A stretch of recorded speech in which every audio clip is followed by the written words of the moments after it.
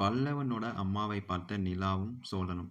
ஆமாங்க. இன்னைக்கு ஐயனாதுரை எபிசோடோட ப்ரொமோ விட்டுருந்தாங்க. அதுல பல்லவனோட அம்மாவும், அவர் இன்னொன்னு புருஷரும் அந்த கடன் பிரச்சனை இருக்காங்க இல்லையா? அந்த வட்டிக்கார வந்து வீட்ல இருக்க எல்லா ஜாமானையும் தூக்கி போடுறாங்க.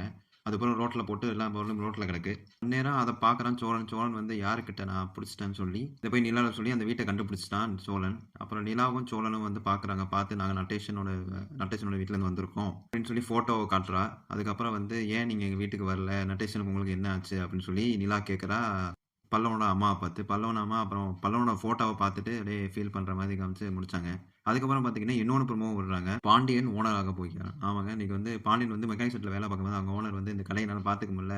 3,00,000க்கு நான் தரேன். நீயே வச்சுக்கோ இந்த கடைய லீஸுக்கு. லீஸுக்கு தரேன். நீயே இந்த கடைய வச்சுக்கோன்னு சொல்லி சொல்லிடுறாரு. இத போய் வீட்ல சொல்றேன். வீட்ல எல்லாரும் சந்தோஷப்படுறாங்களா? நல்ல விஷயங்க. நல்லது தானே. ஏய் முதலாளி ஆகப் போறேன்னு சொல்லி சோழன் சொல்றான். நல்ல விஷயம் தானடா. ஏன்டா அத தயங்கி சொல்றேன்னு சேரன் சொல்றான்.